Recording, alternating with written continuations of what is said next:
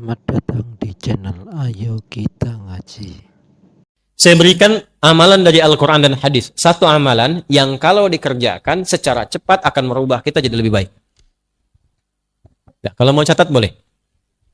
Amalannya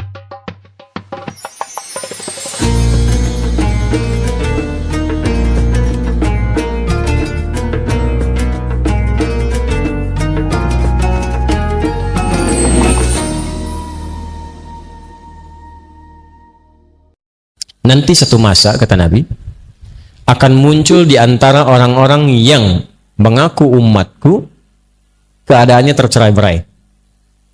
Sampai-sampai, saking tercerai-berainya, dipecah-pecah seperti hewan-hewan kayak semut atau hewan-hewan melata itu memperebutkan makanan.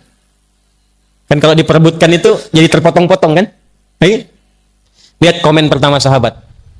Qala qailun minna, berkata satu di antara kami mengklarifikasi, ya Rasulullah, amin qillatin bina yauma idzin, ya Rasulullah, apakah pada waktu itu jumlah kita sedikit sehingga kok saling terpecah begitu? Apa kata Nabi? Bal antum yauma idzin katsir. Justru kalian itu pada waktu itu umat Islamnya itu lebih banyak dibandingkan dengan sekarang. Coba sensus. Zaman Nabi selesai tugas kurang lebih ada 12.000 sahabat. Sekarang di Indonesia saja umat Islam paling besar di dunia. Kalau 300 juta, misal 90%-nya Muslim itu udah 270 juta. Jauh bedanya. Di Pakistan berapa? India berapa? Di Eropa sekarang bertambah, di Amerika bertambah. Jumlahnya makin banyak. Walakinnakum gutha'un ka gutha'is sail. Tapi kalian itu terpecah-pecah, punya orientasi hidup sendiri. Nggak kenal dengan kawan. Nggak saling mengisi lagi. Dan yang paling celaka, nggak ingat akhirat. Tunza'ul mahabbatu min qulubi aduwikum wa yuj'alu fi qulubikumul wahn. Pada masa itulah kemudian, maaf, orang-orang itu sudah tidak ada sungkan lagi dengan orang Islam. Paling-paling sedikit reaksi selesai. Umat Islam paling-paling begini selesai.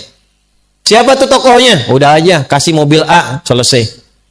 Siapa di sana? Udah kasih pekerjaan begini, proyek, selesai.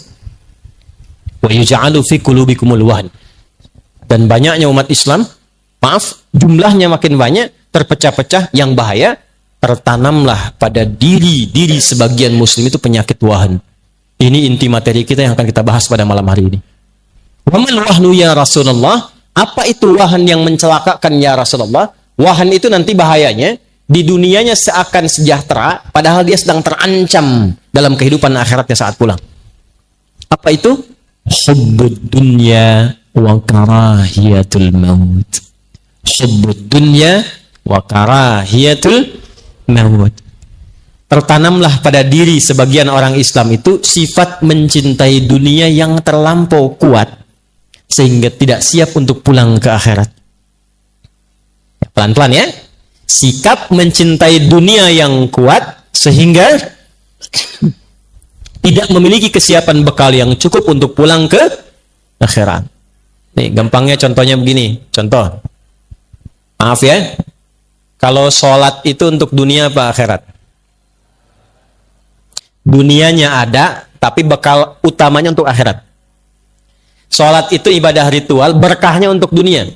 Di antara berkahnya misal tanha anil fahsya'i wal munkar. Orang sholat pasti merubah dirinya jadi lebih baik. Yang kedua, orang sholat akan lebih tenang hatinya. Itu berkahnya. Tapi manfaat sholat yang paling hakiki itu adalah persiapan bekal untuk pulang.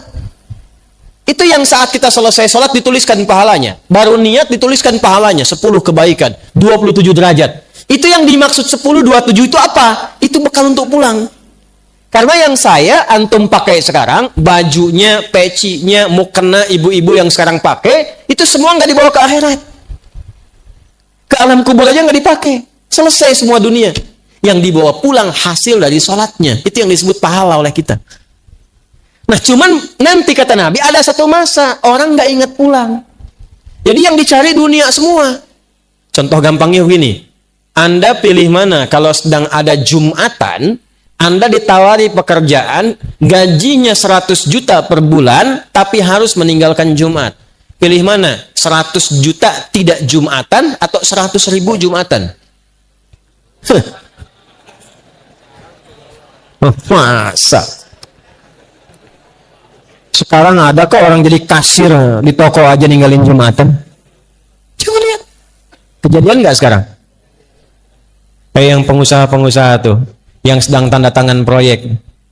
Saya tanya tuh, ada proyek nilainya 150 miliar, ditanda tangan pas waktu Jumat. Saya tanya, kejar proyek atau akhirat?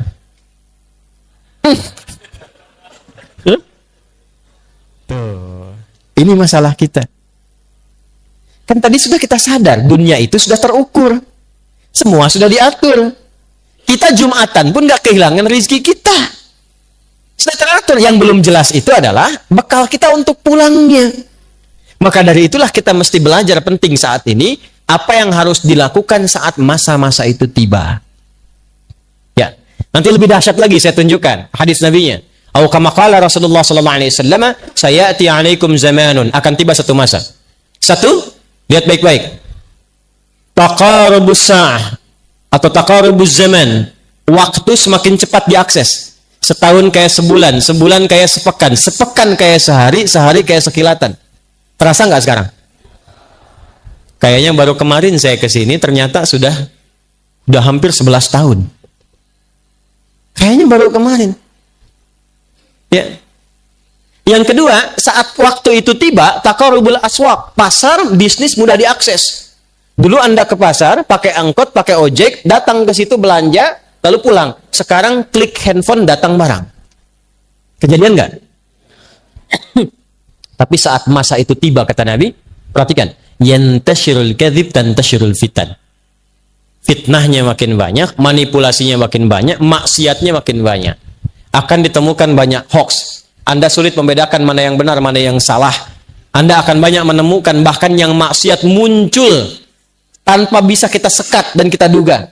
Maaf, sekarang maksiat yang dulu jauh tak terlihat sekarang masuk ke saku masing-masing. Coba handphone yang sering diakses itu. Berapa gambar-gambar tak senonoh ada di situ? Berapa tayangan-tayangan yang tidak layak untuk dipandang ada di situ? Ya, berapa yang sekarang online yang dilanggar di situ? Judi online. Pinjaman online, serba online tapi maksiatnya ada di situ. Dulu maksiatnya offline, sekarang jadi online. Ada maksiat online sekarang. Dulu nggak ada, offline semua, sekarang online. Kejadian nggak?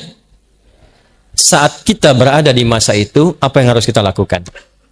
Nah, ini adalah inti pembahasan kita di malam hari ini. Langkah-langkah strategis atau tips Al-Quran dan hadis mengatasi problematika di akhir zaman. Secepatnya. Satu. Langkah yang pertama, nanti di hadis lain, jika sudah masuk di era itu, maka berlatih setidaknya meninggalkan maksiat. Ingat ya, saya ulangi, berlatih meninggalkan apa? Maksiat. Islam itu sifatnya dua. Ada amar ma'ruf, ada nahi, dan dua-duanya berpahala. Ingat itu. Jadi pahala itu bukan amar ma'ruf saja. Sholat, amar ma'ruf. Baca Quran, amar ma'ruf. Tapi saat yang bersamaan, maaf, meninggalkan maksiat. Ada pandangan dari gambar yang tak bagus, kita palingkan, dapat pahala. Awas. Diajak oleh teman ke tempat yang tidak baik, langkahnya kita palingkan, dapat pahala. Ada tayangan tak bagus, klik. Misalnya, keluar hal-hal yang tidak baik, kita kemudian palingkan, dapat pahala. Saat muncul era di mana maksiat sulit dikendalikan dan lebih banyak dibandingkan amar ma'ruf, maka pahala nahi mungkar lebih banyak dibandingkan dengan amar ma'ruf. Ingat, saat zamannya sudah berubah, di mana nahi mungkar lebih banyak dibandingkan dengan amar ma'ruf, maka peluang pahala di nahi mungkar itu lebih berlipat dibandingkan dengan amar ma'rufnya tetap dikerjakan, sholatnya tetap dikerjakan, baca Quran tetap dikerjakan. Tapi yang paling ditekankan oleh Nabi adalah, yang paling penting pada saat itu konsenlah kita untuk mencegah perbuatan maksiat. Gini. Sehari sholat berapa kali? Nah, itu masih standar. Ya kan? Itu masih apa? Nah, itu fardu, sifatnya wajib. Lihat sini. Kalau sudah ada iman, Sholat 5 waktu itu otomatis diminta oleh hati kita untuk dikerjakan. Allahu Akbar, Allahu Akbar. Cepat sudah azan. Nggak ada orang ingatan pun, hati kita karena punya iman, imannya mengatakan, cepat sudah azan, siap-siap. Pernah begitu? Jadi amar ma'ruf itu kalau sudah fardu, otomatis di hati kita begitu. Sya'ban, mau Ramadan, itu otomatis. Sebentar lagi Ramadan tiba, siap-siap. Nggak ada ustadz ngasih tahu pun, karena punya iman, imannya memberitahu. Tapi saat yang bersamaan, nahi mungkarnya lebih banyak. Kalau perbandingan nahi mungkar dengan amar ma'ruf lebih banyak mungkarnya dibandingkan dengan ma'rufnya, maka konsentrasi kita arahkan untuk yang mungkarnya, karena yang ma'ruf itu sudah otomatis tubuh kita melakukannya. Yuk, prakteknya gini. Iya, tenang. Nah, baik ya. Hati-hati Bu ya, nggak ada railingnya ya, hati-hati. Ibu turun nggak kelihatan ke bawah husnul khotimah nanti tuh. Tenang ya, pelan-pelan. Nah, karena sudah masuk ke intinya, saya akan pelan menyampaikannya. Tadi itu masih mukadimah terakhir. Sampai jam berapa kita? Silahkan. Nggak apa-apa, sampai subuh nggak apa-apa. Tadi DKM sudah menyiapkan makanan gue tadi katanya. Ya saya tanya nih, yang bawa handphone angkat tangan. Sudah bawa semua kan? Nah, yang bawa handphone saat sholat angkat tangan. Saya tahu. Handphonenya masuk saku kan? Baik. Lalu sholat kan? Saya tanya, apa isi handphone itu saat dibawa dalam sholat? Bagus. Ceramah, update status sehari satu hadis, sehari satu ayat. Bagus. Yang paling repot, ketika handphone itu dibawa sholat dan di dalamnya ada gambar-gambar yang Allah tidak senangi. Gambar. Ada aplikasi yang tidak Allah sukai. Ada video-video yang baru terbuka yang tidak Allah senangi. Kok bisa bawa kotoran, dimasukkan ke dalam sakunya, dipakai lewat sholat dan mengatakan Allahu Akbar? Apa nggak malu sama Allah? 1. 2, nggak bawa handphone. Tapi maaf, sholat, tapi lisannya baru digunakan untuk maksiat. Ada yang sebelum sholat, maaf, sempat mencaci, sempat mencela, sempat bikin keburukan. Lalu dengan begitu tenangnya dibawa itu semua dalam sholat. Nah, dalam kondisi-kondisi demikian, kalau kita sudah temukan hal yang demikian, maka apa yang dilakukan yang pertama kali? Berlatihlah dalam setiap waktu untuk mengendalikan tubuh kita menjauhi maksiat. Salah di sini. Lawannya soleh. Lihat rumusnya. Kalau salah ditekan, soleh pasti naik. Itu udah pasti. Kalau soleh yang turun, salah pasti naik. Nih, lihat baik-baik, fokus. Kata-kata yang kotor, kata-kata buruk, lawannya kata-kata apa? Kalau yang buruk kita selalu tekan, pasti yang keluar yang baik, karena tidak ada yang buruk lagi. Jadi otomatis kalau kita mencegah yang mungkar, amar ma'rufnya akan makin banyak. Nah, ada era di mana yang mungkar tuh makin banyak dibandingkan yang ma'ruf. Orang udah mulai ninggalin sholat, yang sholat pun cuma takbir pertama mundur bawa kotak masjid. Ya kan? Yang kedua kemudian keluar tukeran sendal. Sendal saya mana ya? Mana ya? Ya Allah, ini dia. Dia pakai begitu aja yang paling bagus. Padahal dia ke masjid nggak pakai sendal. Ada yang begitu. Ada yang baru selesai sholat sudah komen imamnya. Dasar imam baru hafid Quran aja belagu. Masya Allah. Oh, timbang sholat maghrib baca Yasin.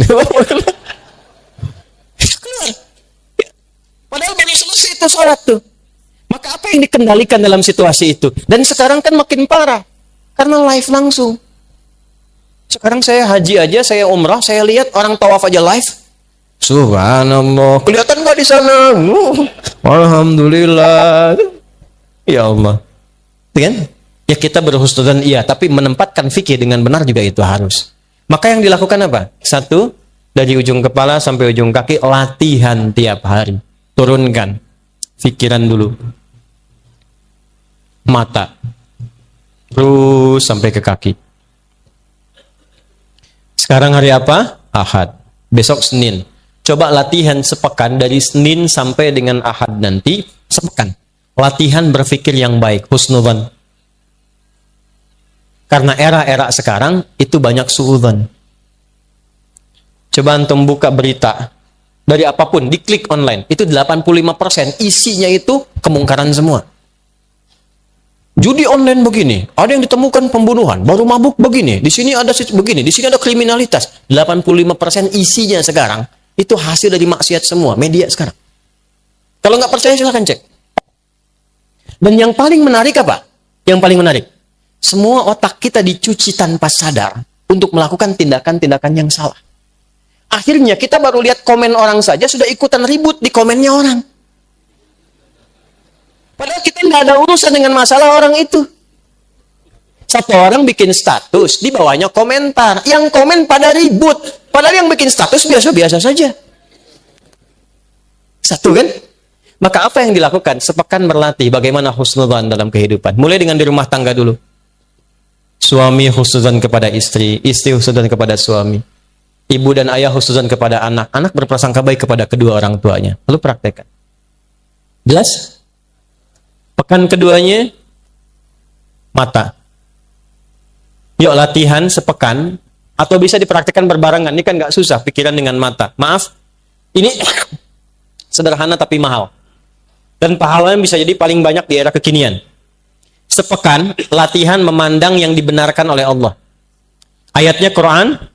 Kalau yang ini Quran surah 49 ayat 12, di Quran ada semua. Yang ini Quran surah ke-24 ayat 30 untuk laki-laki, 31 untuk perempuan. Latihan mata. Kullil mu'minina. Katakan pada orang-orang yang beriman Muhammad SAW, perintahkan pada mereka. Yaghuddu min absarihim. Sepanjang sudah punya iman, imannya pakai untuk memandang. Jadi orang beriman itu ciri khasnya, imannya membantu perilaku dia untuk bekerja. Iman naik ke mata, mata akan dibimbing bagaimana cara melihat berdasar imannya. Makanya kita punya standar. Apa yang harus dilihat, apa yang tidak dilihat. Maaf ya, nggak ada orang pun kalau ada iman, Anda keluar dari sini, lihat baligo besar misalnya di luar di jalan, yang terpampang misalnya ada aurat terbuka. Yang tidak layak dilihat. Yang tak layak dilihat itu aurat manusia. Kalau aurat hewan memang terbuka. Ya. Ada iklan tentang kuda nggak pakai baju, itu silahkan aja mau dilihat juga, nggak ada masalah. Tapi manusia terbuka busana, ya sekarang kan repotnya begini, iklan shampoo itu yang dilihat shampoo-nya apa orangnya? Iklan mobil itu yang mau dilihat itu di dealer, mobilnya atau orang yang jaganya? Ayo bapak-bapak tuh. Nah sekarang pandangan jaga. Begitu antum keluar, ada yang tidak dibenarkan oleh imannya, palingkan. Kalau imannya makin kuat, itu bersamaan dengan dia palingkan istighfar keluar. Itu Quran surah ketiga ayat 133. Begitu keluar dari sini, ada balighah misalnya, maaf sekali, oh ini nggak benar kata imannya, palingkan. Begitu dia palingkan, keluar istighfar, astagfirullah. Itu begitu istighfar, bukan sekedar dijaga dari salah, pahala diturunkan. Berpahala. Tapi maaf ya, maaf. Tidak ada yang lambat, dua-duanya cepat. Jadi antara istighfar dengan memalingkan cepat. Jadi bukan istighfarnya cepat, matanya nggak berpaling. Astagfirullah. Nggak benar nih kata Pak Alfaroni, astagfirullah. Salah ini. Salah tapi dilihat terus tuh. Nanti dipalingkan. Nanti kalau sudah dilatih, mata kita akan peka pada yang baik-baik saja. Lihat proyek yang tidak baik, langsung dipalingkan. Keluar dari sini bukan alas kaki Anda, otomatis kata imannya bukan punya kamu, palingkan. Tapi kalau iman bermasalah, sakit, atau iman kosong, ya, bisikannya lain nanti. Makin lemah imannya, makin kreatif setannya. Awas, hati-hati. Astagfirullah, bukan punya saya yang gini. Yang itu tuh yang lebih bagus lagi, ambil yang itu tuh.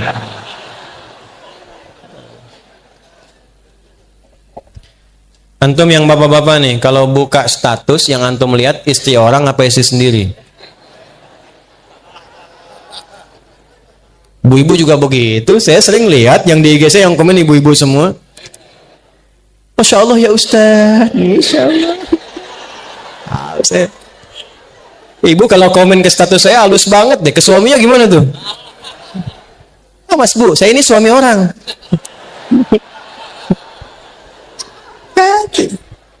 Awas, hidup penuh kepalsuan sekarang ini nih. Ya, hati-hati. Sama suami orang baik, sama suami sendiri, terus hati-hati. Ya, jelas ya? Nah, ini dilatih sekarang. Dari mata turun ke, oh jangan langsung ke hati aja Bu. Ke lisan dulu. Langsung ke hati aja Ibu. Dari mata turun ke lisan. Ya. Turun ke hati langsung ke kauan. Nih. Pekan kedua, ini materi kayak sederhana Pak, tapi mahal. Dan sekarang kita lagi butuh ini. Lagi butuh ini. 2, turun ke lisan. Saya cepat di lisan, nanti saya berhenti. Ayatnya Quran surah 49 ayat 12, ayat 11 sampai 12. Ya ayyuhalladzina amanu la yaskhar qaumin qaum. Nanti la yaghtab ba'dukum ba'dha. Hei orang-orang yang telah menyatakan beriman. Ini saya cepat terjemahkan pakai ilmu nahwu ya. Ya harfun nida, linida'il qarib mutawassit wal ba'id. Ya huruf penyeru untuk yang dekat, menengah dan jauh. Disebutkan sebanyak 361 kali dalam Al-Qur'an. Memanggil yang dekat, menengah dan jauh. Ketika ya disatukan dengan iman, seakan Allah ingin mengatakan begini, hei semua yang telah menyatakan beriman, dimanapun kau berada, baik engkau merasa sedang dekat, menengah ataupun jauh dari Allah, tapi engkau merasa beriman. Ayyuha disebutkan 150 kali dalam Al-Quran. Ayyunya munada menguatkan, haknya tanbih mengingatkan. Aku tegaskan, aku ingatkan, sepanjang kau beriman. Alladzina disebutkan 1080 kali dalam Al-Quran, menunjuk semua tanpa kecuali, besar kecil, tua muda, laki-laki perempuan, semua lintas profesi. Sepanjang engkau beriman, aku tak peduli siapa engkau. Engkau punya jabatan, punya pangkat, engkau hartamu banyak, engkau cukup, engkau rakyat, engkau pejabat. Kata Allah, aku nggak peduli. Sepanjang kau merasa punya iman, la yaskhar qaumin qaum. Jaga lisanmu, jangan sampai merendahkan orang lain. Jangan saling mencela. La yaghtab ba'dukum ba'dha, jangan bikin hoax, jangan sakiti orang. Man kana yu'minu billahi wal yaumil akhir falyaqul khairan aw liyasmut. Kata Nabi lebih detail. Nabi mensyarah ayat ini. Siapa yang merasa beriman kepada Allah dan merasa dihisab lisannya hari kiamat, katakan yang baik, tak mampu diam. Katakan yang baik, tak mampu. Bisa nggak kita praktekkan sepekan? Jangan marah, kata Nabi, la taghdab. Bisa nggak sepekan aja? Mau keluar yang tak baik, tahan. Ada orang misalnya nggak sopan sama Anda, mau Anda marah, la taghdab. Tahan. Oh, pikiran baik, praktekkan. Nyambungkan lisan langsung ke pikiran. Mungkin dia begitu karena belum tahu saya. Ya, tahan lagi. Nggak usah ditambah-tambah, belum tahu dia siapa saya. Turunkan. Ada yang nggak sepakat dengan istri dengan suami, jangan marah. Diam dulu. Kontrol. Dengan diam itu lebih tenang pikiran. Ya, suami dengan istri kan bedanya tipis-tipis, tapi pandangannya kan jauh. Ya kan? Istri mau datang aja udah pakai seragam tuh. Kadang-kadang nunjukin lu ke suami. Papa yang bagus mana ya kajian Ustaz Adi? Pakai bajunya yang hitam atau yang putih? Kata suami bagus hitam deh mah. Ah kayaknya putih deh Pak. Dia nanya tapi udah punya pilihan. Masih untung kalau dipakai, begitu keluar hijau. Tahan. Itu lisan. Kita bisa tata itu sepekan saja berubah kita. Kalau nggak percaya silahkan, demi Allah. Pikiran, lisan, kemudian pikiran, mata, lisan, telinga, di atas kepala aja di sini dulu nih. Kita perbaiki selama sepekan, demi Allah, cek sepekan berikutnya, antum akan menjadi pribadi yang berubah dari sebelumnya. Itu cuma mengamalkan beberapa ayat aja. Jaga deh, cuma sepekan amalkan ayat ini, ayat mata, ayat telinga, ayat lisan, amalkan selama sepekan. Lihat perubahan yang terjadi hari ini sampai sepekan ke depan. Perhatikan bagaimana Al-Quran merubah kita menjadi pribadi yang lebih baik. Wa'tasimu bihablillahi, hablillah di sana Quran. Sebelum disatukan oleh Allah, Allah merubah dulu setiap pribadi jadi baik dulu. Karena kalau disatukan dalam keadaan yang kurang baik, bahaya juga. Baik dulu setiap hari, satu sampai ke ujung kaki. Nah, sekarang saya kasih rumus cepat. Saya berikan amalan dari Al-Quran dan hadis. Satu amalan yang kalau dikerjakan secara cepat akan merubah kita jadi lebih baik. Nah, kalau mau catat boleh. Amalannya asyam. Apa amalannya? Bukan asyap, asyam. Ya. Artinya puasa. Apa? Puasa satu-satunya amalan yang disiapkan untuk menambah amal soleh saat yang bersamaan mengikis amal salah. Cuma puasa. Anda kalau nggak percaya, besok Senin puasa tuh. Niatkan untuk mencintai Rasulullah. Karena beliau ketika ditanya, kenapa engkau puasa hari Senin? Kata Nabi, kama qala hadza yauma wulidtu. Ini hari saya dilahirkan. Niatkan puasa Senin untuk mencintai Rasulullah sallallahu alaihi wasallam. Ini juga dalil bahwa saat hari ulang tahun boleh puasa untuk mengevaluasi diri.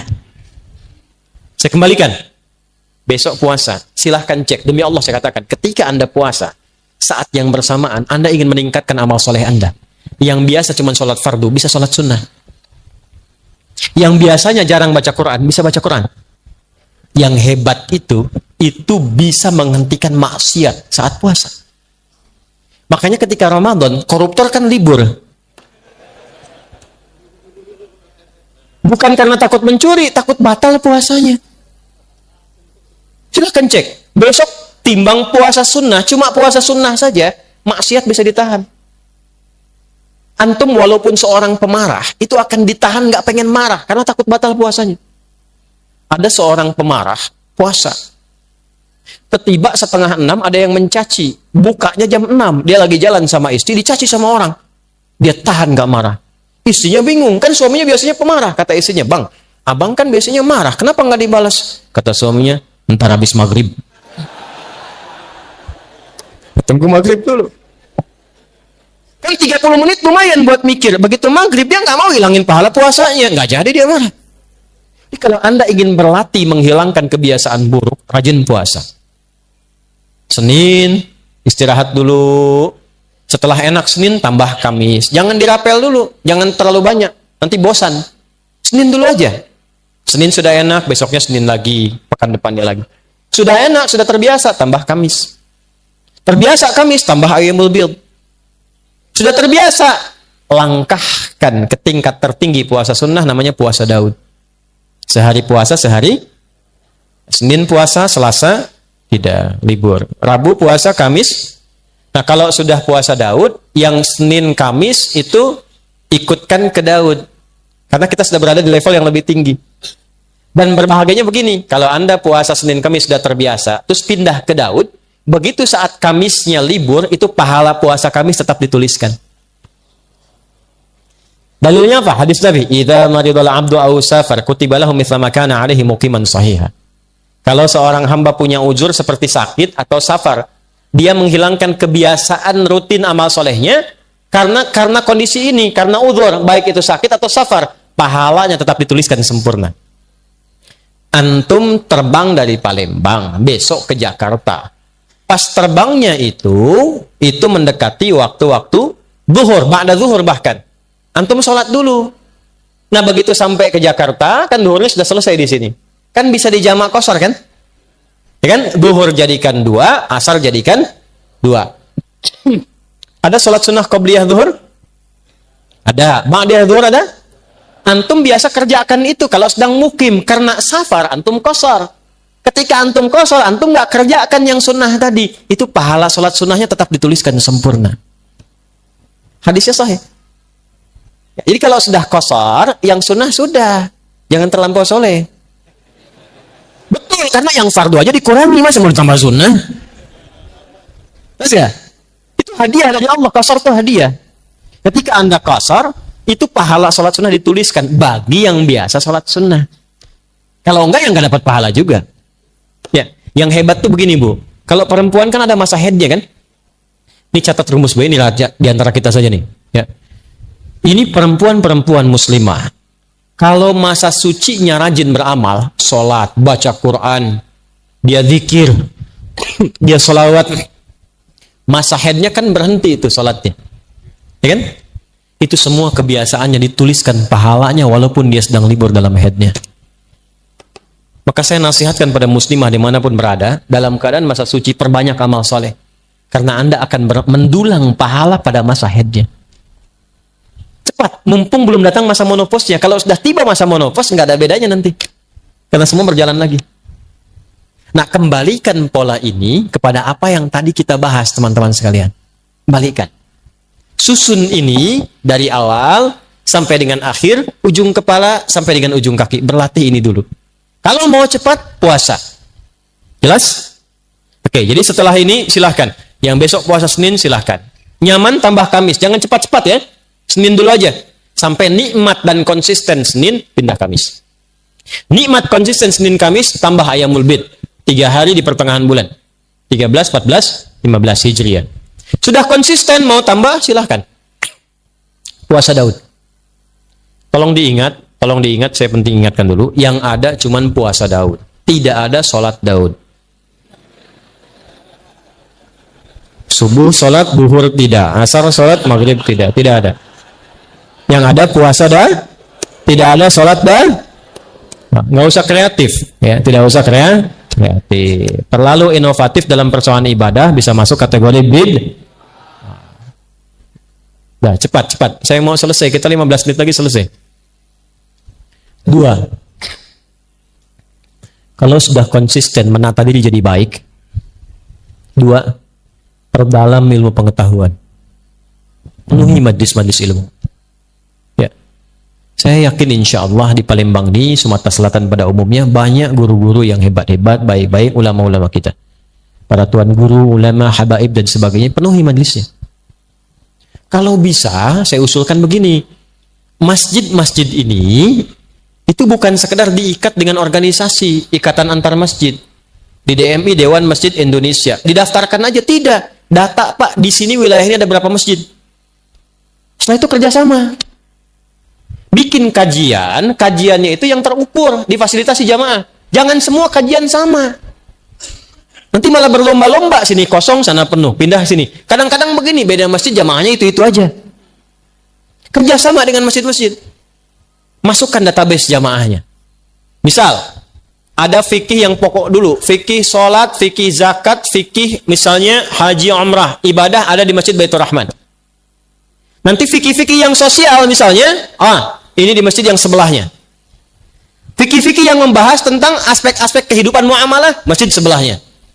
Database ustadznya dimasukkan, informasikan, saling kemudian mengingatkan. Jamaah Baitur Rahman disampaikan. Bapak Ibu jamaah sekalian, hari ini kita punya kajian fikih salat. Nanti setelah insya Allah di depan masjid kita itu ada ustadz hebat. Ulama hebat akan bahas fikih zakat. Yang ingin tahu tentang zakat, silahkan ke sana. Itu caranya. Perdalam majlis ilmu dengan cara belajar 3 hal. Karena sekarang zaman fitnah. Awas, hati-hati. Hati-hati. 3 ini tidak kita dapati, problem akan muncul. Sesama muslim bisa saling celah. Yang bahaya masjidnya kosong. Cuma gara-gara kunut, yang satu kunut, yang satu tidak, nggak pada ke masjid. Padahal yang salah itu yang tidak sholat subuh. Yang paling celaka begini. Yang ngimaminnya yang kunut, imam, makmumnya nggak ikut. Itu bahaya. Atau sebaliknya, yang imamnya yang tidak kunut, makmumnya sujud sahwi. Kaidahnya kan begini, kaidahnya kata ini Nabi yang sampaikan, bukan saya. Innama ju'ilal imamu liyutamma bihi, faqira'atul imam qira'atul makmum. Imam itu dijadikan kata Nabi supaya diikuti. Jadi kalau imam ruku, makmum ruku. Imam sujud, makmum sujud. Imam baca kunut, makmum ikut kunut. Syekh Ibnu Shalih Al-Utsaimin itu mufti. Ilmunya luar biasa. Mazhabnya Hambali. Beliau nggak kunut yang subuh. Tapi apa fatwanya? Kata Syekh Utsaimin, kata beliau, fatwanya, jika ada imamnya kunut, maka makmum yang tak sama paham kunut pun mengaminkan di belakangnya. Allahumma hdina fi man hadait. Amin. Wa'afina fi man afait. Amin. Bukan sebaliknya. Allahumma hdina fi man hadait. Bid'ah. Kejadian nggak sekarang? Oh. Nah, saat terjadi yang seperti itu, maka apa yang dilakukan? Kumpulkan masalah itu, adakan dalam satu majelis ilmu, perdalam hukumnya sehingga diberikan pencerahan. Di sini ustadz-ustadz kompak, ulamanya kompak, berikan pencerahan, jangan ditanamkan fanatisme sehingga terjadi perpecahan. Caranya begini misal nih, Bismillahirrahmanirrahim itu ada 4 cara, hadisnya 70 kurang lebih. Semua dari Nabi. 1, baca jahar. Bismillahirrahmanirrahim. 2, silent, sir. Bismillahirrahmanirrahim. Alhamdulillahi Rabbil Alamin. Yang kedua itu silent. Kalau silent, nggak usah ditempel di mic untuk dikeraskan. Bismillahirrahmanirrahim. Alhamdulillahi Rabbil Alamin. Kalau Anda tempelkan di mic untuk diberitahu, itu jahar namanya, Joni. Jahar. Silent cukup kita sendiri yang dengar. 3, tidak dibaca sama sekali, langsung hamdalah. Alhamdulillahi Rabbil Alamin Ar-Rahmanir-Rahim Maliki Yaumiddin. 4, dibaca rakaat pertama jahar dari Abu Hurairah hadisnya. Rakaat kedua nggak dibaca sama sekali. Jadi kalau subuh rakaat pertama jahar. Bismillahirrahmanirrahim Alhamdulillahi Rabbil Alamin. Rakaat keduanya langsung hamdalah. Alhamdulillahi Rabbil Alamin Ar-Rahmanir-Rahim. Itu 4-empatnya semua ada sumbernya dari Nabi dan ada latar belakangnya. Kenapa Nabi nggak baca bismillah, kenapa dijaharkan, kenapa disirkan, itu ada semuanya, ada sejarahnya, ada dalilnya, ada latar belakangnya. Nah, tugas para ustadz kalau ingin menempatkan yang diperselisihkan itu, kumpulkan bahasan itu, namanya fikih ikhtilaf, dibahas semua referensinya sehingga jamaah paham. Jelaskan. Kalau tidak pakai bismillah, jalur hadisnya ini. Kenapa nggak pakai bismillah? Kejadiannya begini. Karena waktu itu belum turun Bismillahirrahmanirrahim. Nabi pakainya Alhamdulillah Rabbil Alamin. Setelah Quran banyak turun, Ibnu Abbas radhiyallahu taala anhuma, anak kecil tanya pada Nabi, "Ya Rasulullah, ini di Quran tuh nyambung semua surat. Ini ke sini ke sini. Al-Baqarah nyambung Ali Imran ke An-Nisa. Tidakkah Allah menurunkan pemisah? Ayat yang memisahkan antara surat sehingga tidak diduga kemudian hari suratnya nyambung semua. Maka turunlah secara terpisah Bismillahirrahmanirrahim. Sejak turun itulah Nabi kemudian baca Bismillahirrahmanirrahim dengan 3 cara. Yang tadinya nggak baca dikeraskan kadang-kadang Bismillahirrahmanirrahim. Baca di silent, baca rakaat pertama, selanjutnya tidak. Yang awalnya nggak dibaca sama sekali. 4 riwayat. Semua jalurnya ada. Keempat-empatnya ini namanya manhaj. At-tariqul wadih, jalan yang tersambung pada Nabi, cara baca bismillah. Tapi kan nggak mungkin baca 4-empatnya dalam satu kali sholat. Imam Masjid Baitur Rahman ingin baca bismillah dalam sholat subuh, komplit sunnah Nabi. 4-empatnya dia baca. Bismillahirrahmanirrahim. Bismillahirrahmanirrahim. Tidak dibaca sama sekali. Dia mesti pilih salah satu. Makanya imam-imam besar pun, Imam Abu Hanifah pilih satu. Aku nggak baca bismillahnya. Diikuti Imam Malik. Imam Syafi'i mempopulerkan yang ada jaharnya. Ya, Bismillahirrahmanirrahim. Supaya umat paham, ada riwayat lain. Dan fikih Syafi'i itu senang pahala. Sepanjang ada dalil, pasti ada pahalanya. Daripada nggak dapat, saya dapatkan. Imam Ahmad datang muridnya Imam Syafi'i. Lahir 163 Hijrah. Kata Imam Ahmad, saya pilih yang sir untuk mempopulerkan. Ini nggak ada sudah, yang ada sudah, yang belum tahu itu yang bisa disirkan. Maka ketika mereka memilih, apa yang cenderung mereka pilih? Cenderung pada sesuatu, bahasa Arabnya madzhaba ilaihi.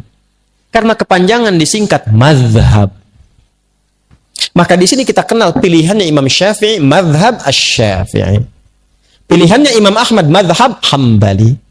Pilihan Imam Abu Hanifah, madzhab Hanafi. Pilihan Imam Malik, madhab. Nah, madhab itu bukan kelompok-kelompok. Dan semua kita itu kalau ngaji sekarang, itu sanadnya akan tersambung ke madhab tadi.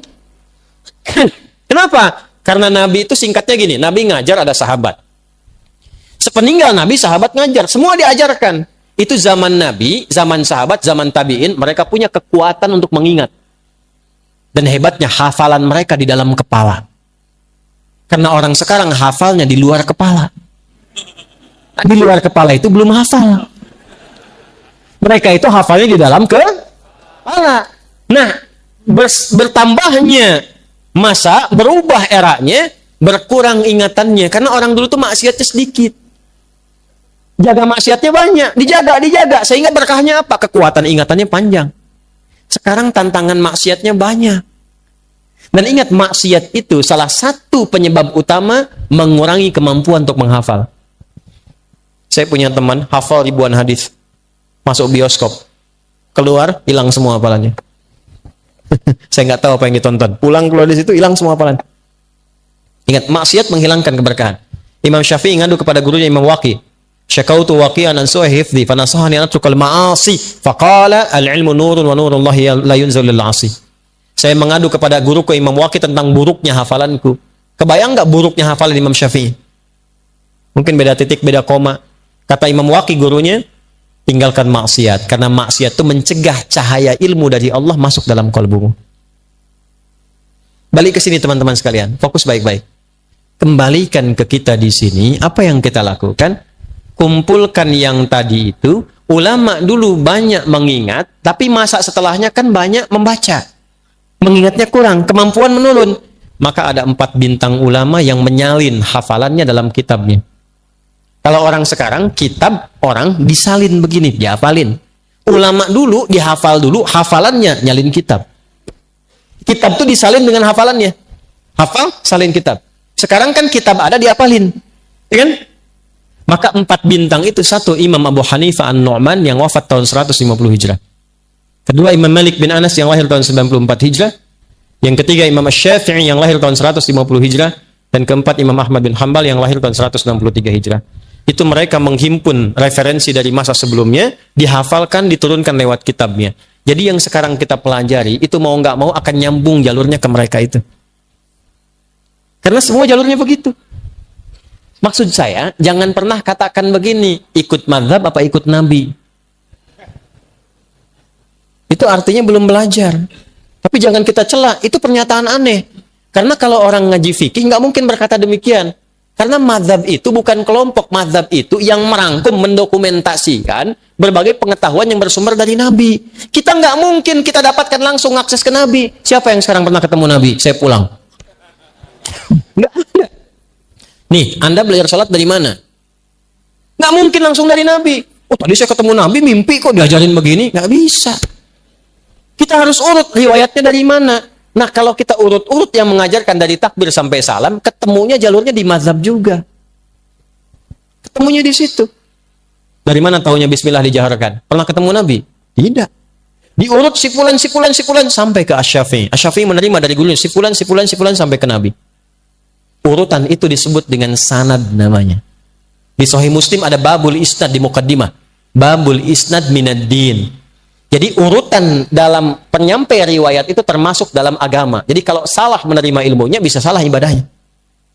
Nah, kita punya itu dalam Islam. Nah, dalam hal yang ada perbedaan, yang tidak sama, belajar caranya supaya tidak saling menjatuhkan. Tidak saling mencela dan merasa benar sendiri. Padahal mungkin orang lain punya alasan yang berbeda dengan kita, cuma sumbernya kembali ke Nabi. Ya, cepat. Saya mau akhiri sebentar lagi. Ini boleh nggak bonus 5 menit? Ya. Lihat nih. Fikih umumnya ada 2. Ada berapa? 1, yang bacaannya sama, caranya sama. Contoh, kita saat mengangkat tangan awal sholat bertakbir mengucapkan apa? Itu satu cara, satu bacaan. Fayaqulu Allahu Akbar. Nggak ada yang beda. Kalau ada satu cara, satu bacaan, itu artinya semua umat Islam dipandang mampu melakukannya. Jangan beda, nggak usah kreatif. Saya capek Allahu Akbar terus, besok Allahu Rahman aja. Allahu Rahim aja, beda, salah. Jelas? Tapi nanti ada yang beda bacaannya, bahkan beda caranya. Tapi kalau diurut-urut sumbernya dari Nabi semua. Kalau ada yang begini, itu tandanya semua umat Islam dipandang oleh Allah itu tidak mampu melakukan dengan satu cara yang sama. Maka diturunkan beragam cara supaya semua bisa melakukannya. dan mendapatkan hikmah yang sama. Contoh bacaan. Nih kita baca Quran nih. Al-Fatihah ya. Saya kemarin lihat ada yang viral-viral tuh ngoreksi bacaannya Habib Umar.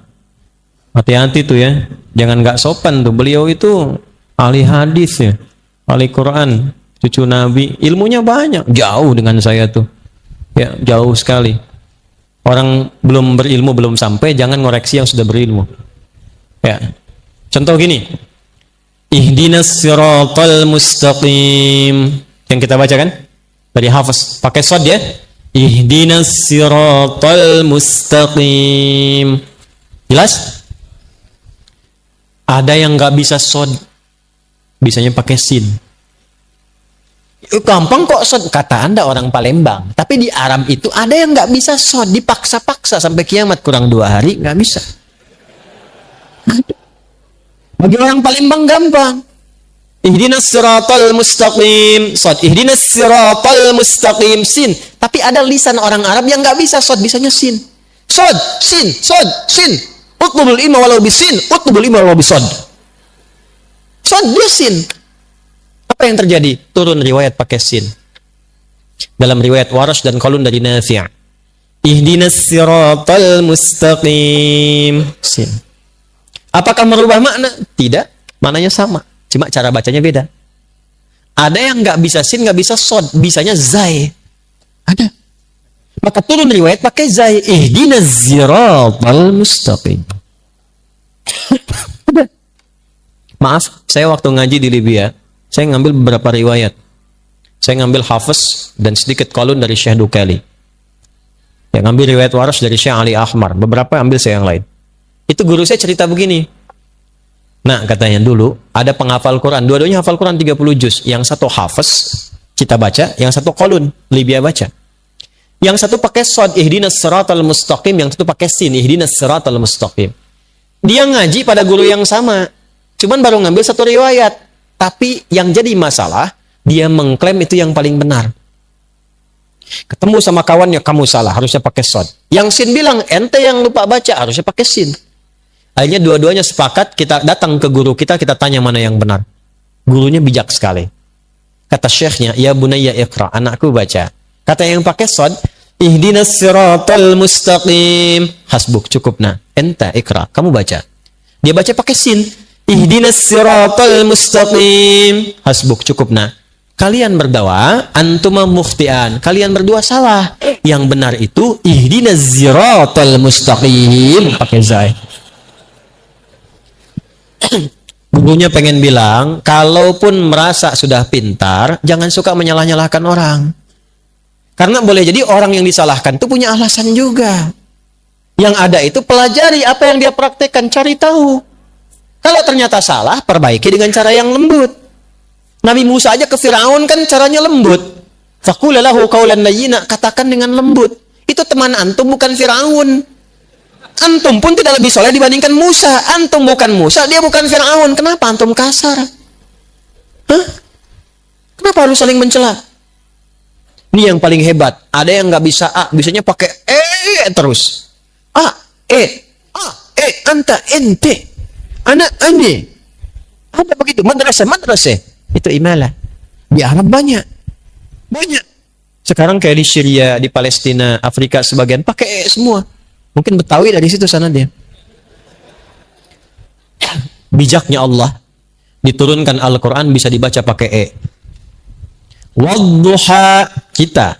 Yang itu, wadduha, wallayli idha saji, ma wadda'aka rabbuka wa ma qali, walalakhiratu khairul laka minal uli. Wala sawfa yu'tika rabbuka fatardi. Antum ketawa. Saya baca wadduha di kalangan masyarakat yang wadduha. Ketawa dia. Karena dia biasa pakai Itu namanya lahjah. Karena kita nggak bisa paksa lisan orang. Kita bilang orang Palembang bilang sepeda. Mampir ke Medan, kata Medan sepeda. Sepeda dengan sepeda, barangnya sama nggak? Itulah perbedaannya. Beda tuh. Jelas? Oke, jadi kalau ada yang demikian, pelajari. Jangan saling mencela dulu. Ada yang gerakan, ada yang bacaan dan gerakan, seperti kunut misalnya. Pelajari. Kenapa ada kunut? Sebelumnya ada atau enggak? Apa putusan nabinya? Bagaimana kemudian membacakannya? Dan seterusnya, sehingga adem kitanya. Nah, nanti kenapa? Karena akan muncul satu masa, sesama muslim saling menyalahkan. Ini saya tuh paling tidak nyaman kalau ada orang ngaji Qur'annya sama, nabinya sama, tapi setelah itu saling menyalahkan. Dan yang paling saya khawatirkan adalah begini, menyimpulkan bahwa itu yang paling benar, yang lain salah. Itu bahaya. Sebab ketika yang dipelajari itu salah, tidak ada yang mampu didengar dari yang membenarkan. Itu bahaya. Ada di antara jamaah kami, menyekolahkan anaknya di satu sekolah. Begitu diwawancara, pewawancaranya nanya begini, untuk diterima di sekolah. Padahal masih sekolah kecil, TK ke SD, SD begitu. Orang tuanya ngajinya sama ustadz siapa? Begitu disebutkan Ustadz Adi, oh beda manhaj, gak bisa. Waduh, gimana ini? Padahal kita belum pernah bertemu dengan orangnya. Belum pernah tahu apa yang dimaksudkan. Tidak ada masalah dan tidak boleh mencela. Tidak boleh kita berprasangka buruk juga. Yang saya khawatirkan adalah begini. Anda menghukumi sesuatu yang tidak Anda ketahui, maka kalimat itu mencari pemiliknya. Beda manhaj itu artinya beda keyakinan. Karena manhaj itu semua yang bersumber dari Nabi. Kalau beda manhaj artinya beda keyakinan, bahaya itu. Beda mazhab pasti nggak ada masalah. Beda manhaj itu bahaya. Apalagi kalau dipanggil sudah nggak salam. Assalamualaikum akhi. Beda manhaj. Bahaya. Maka bagaimana rumusnya? Pelajari. Saya tidak mengajarkan Anda untuk saling mencela orang lain. Kalaupun ada yang begitu, jangan dicela. Jangan dicela. Tapi kita tetap terbuka dengan senyuman dan baik, pelajari sehingga semua buat mengerti. Yang enak tuh begini, guru mengajarkan, kita tidak kunut misal. Dalilnya ini. Kalau ditemukan teman kita kunut, dalilnya yang ini. Jadi hargai mereka yang kunut. Jelas? Kita bacanya jahar. Kalau Anda menemukan yang tidak jahar silent, ini dalilnya. Jangan kaget kalau ditemukan. Enak kalau begitu. Saya di Masjidil Haram, tugas tahun 2010. Biasa penerima jemaah haji. Jemaah haji pertama datang pas sholat isya, imamnya Imam Syekh Sudes. Begitu sudah takbir, Allahu Akbar. Ini saya masih ingat betul sampai sekarang. Berarti sudah 13 tahun peristiwa itu. Allahu Akbar. Silent. Bismillahirrahmanirrahim. Alhamdulillahi Rabbil Alamin. Itu komentar pertama makmum di samping saya. Iki imamnya Muhammadiyah tuh katanya. Muhammadiyah cabang Masjidil Haram. Jadi saya tidak ingin ada kesimpulan lagi kalau yang kunut NU, yang tidak kunut Muhammadiyah. Sejak kapan itu di zaman Nabi sudah muncul? Tidak ada. Muhammadiyah hormati, NU hormati, kompak semuanya jadi seorang muslim yang baik. Sepakat? Terakhir, praktekkan itu, hanya jangan jadi teori saja. Jadi keluar dari masjid ini besok-besok, Pak Banaji, Pak Edi, dan yang lainnya, ini jamaah didata nih. Nanti ustadz-ustadznya pun masukkan database. Ada siapa saja ustadz di Palembang? Masukkan. Nanti masjid didata, kompak, ketemu dengan sesama masjid, susun jadwal. Ustadz Fulan di sini, Habib Fulan di sini, segini. Materinya ini, rekomendasikan ke jamaah. Bikinlah aplikasi untuk saling melengkapi. Nah, nanti dari masjid ini ikatannya bikin aplikasi sahabat masjid, misal. Ya? Sahabat masjid. Ada apa di dalamnya? Bukan cuma tentang waktu sholat, waktu taklim. Jamaahnya yang UMKM masukkan ke situ. Yang pengusaha beras masukkan, yang tukang sayur masukkan, tukang baju masukkan. Jadi sesama jamaah kalau mau pesan sesuatu antar jamaah lagi, hiduplah di situ ekonominya. Kalau sakit, tahu dokter ada jamaah. Begitu ketemu, tahu database-nya. Tidak perlu ke rumah sakit. Tanya resepnya apa, dapat, alhamdulillah. Kecurian, ketemu, jamaahnya di sini ada polisi. Tinggal sampaikan, diproses, alhamdulillah, balik lagi. Kalau bisa begitu, itulah yang dimaksudkan. Nilai-nilai keislaman yang hadir dalam satu saf. Innamal mu'minuna ikhwah. Jadi itu yang kita bahas, seperti sederhana. Tapi insya Allah kalau kita istiqamah sampai dengan wafat, mudah-mudahan dengan itu kita dimuliakan oleh Allah Subhanahu. Saya simpulkan malam hari ini, satu, latihan menghindari maksiat.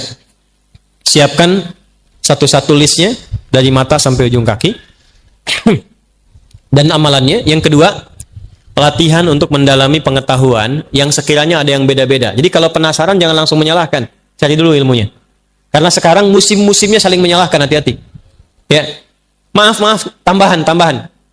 Kalau ada pengajian yang mengarahkan pada aspek-aspek yang fatal secara agama. Misal, yang keras, yang melukai, bahkan sampai menghilangkan nyawa, itu cepat hilangkan. Hindari. Jauhi, hindari. Karena akan tiba, kata Nabi, satu bentuk pengajian-pengajian dalam bahasa hadisnya tentang hadis muflis. Ada orang yang kalau mendoktrinkan untuk melukai orang. Sampai puncaknya, wasafaka dama hadza. Ada yang menumpahkan darah membawa nama Allah. Hati-hati ya. Kalau ada yang ngajak perselisihan, ngajak sampai menumpahkan darah, itu hindari. Karena akan membuat kita bangkrut di hari kiamat. Dan sekarang terjadi. Saya bermohon pada Allah supaya tidak terjadi lagi yang demikian. Ya. Itu waktu kejadian di Jalan Tamrin meledak itu, saya sedang di Lampung. Wah! Jamaah langsung tanya, Ustaz, apakah bom di Jalan Tamrin termasuk fisabilillah? Saya bilang, Mas, sependek pengetahuan saya, jihad fisabilillah itu jihad di jalan Allah, bukan di Jalan Tamrin. Hati-hati ya. Yang terakhir, praktekkan persaudaraan difasilitasi oleh DKM Kompa. Ustadz-ustadznya kita persaudarakan, bikin database, kumpulkan semua jemaah di situ. Insya Allah kalau begitu, kita mendapatkan Palembang, Sumatera Selatan sebagai baldatun thayyibatun wa rabbun. Allahumma taqabbal minna innaka antas sami'ul alim. Wa tub 'alaina innaka antat tawwabur rahim. Allahumma ya Allah inna nas'aluka khairan ma sa'alaka rasuluka al-Mustafa nabiyuna Muhammad sallallahu alaihi wasallam wa na'udzubika min kulli ma ista'adha bika anhu rasuluka al-Mustafa habibuna Muhammad sallallahu alaihi wasallam. Ya Allah, kami mohon kepadamu segala kebaikan yang pernah dimintakan oleh Rasulullah Nabi Muhammad sallallahu alaihi wasallam dan berlindung kepadamu dari segala keburukan yang diperlindungkan kepadamu oleh Nabi Muhammad sallallahu alaihi wasallam. Rabbana la tada' lana fi maqamina hadha wa fi kulli maqamin dhanban illa ghafartah. Ya Allah, kalau ada pelaku maksiat, pendosa yang hadir di malam hari ini, di pengajian ini, jangan biarkan ia pulang kecuali Engkau telah ampuni seluruh dosa-dosanya. Menerima tobat dari perbuatan maksiatnya. Wala hamman illa farajtah, ya Allah, bila ada di antara jemaah yang datang membawa kegelisahan, jangan biarkan ia pulang kecuali Engkau telah tenangkan keadaan hatinya. Wala asiran illa yassartah, ya Allah, jika ada di antara jemaah yang datang membawa kesulitan, maka mohon dengan keikhlasannya angkat dan hilangkan kesulitannya. Wala maridan illa syafaitah, jika ada di antara jemaah yang datang membawa penyakit, maka mohon angkat dan sembuhkan penyakitnya. Allahumma alif baina qulubina ya Allah. Allahumma wahidna fi saffika ya arhamar rahimin wajadibna min tafraqah. Ya Allah, mohon lembutkan hati-hati kami untuk saling bersaudara dalam kebaikan. Jauhkan dari kami dari perpecahan yang mengundang murka dan neraka-Mu ya arhamar rahimin. Ihfadz biladana waj'al umara'ana udala. Ya Allah, mohon jaga negeri kami Indonesia, jauhkan dari perpecahan, bimbing para pemimpin kami ya Allah supaya bersikap adil dalam kebijakan mereka yang meringankan hisab mereka di hari kiamat ya arhamar rahimin. Wahfadz ulama'ana waj'alhum mukhlasin lakaddin, dan mohon jaga para ulama kami ya Allah, sehatkan mereka, ikhlaskan mereka dalam berdakwah untuk membimbing umat pada kebaikan dan ridha-Mu. Allahumma jalla waqiyata hayatina hayatan thayyibah. Ya Allah, mohon jadikan sisa kehidupan kami lebih baik daripada hari-hari sebelumnya. Waj'al akhir hayatina husnul khatimah, dan mohon wafatkan kami ya Allah dalam keadaan husnul khatimah. Rabbana atina fid dunya hasanah wa fil akhirati hasanah wa qina adzabannar. Wa sallallahu ala sayyidina Muhammad wa ala alihi wa sahbihi ajma'in.